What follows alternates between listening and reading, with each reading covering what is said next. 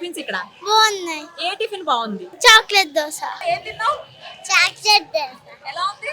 బాగుంది. బేసిక్ గా నేను బయట టిఫిన్స్ ఎక్కువ ప్రిఫర్ చేయను, కాకపోతే ఇటు సైడ్ వచ్చాము. సో ఇక్కడ ఐడియల్ కిచెన్ లో బాగుంది అని అంటే తినడానికి వచ్చాము. చాలా బాగుంది అసలు, టిఫిన్ మొత్తం కంప్లీట్ చేసేసా. I just ate ghee karan dosa.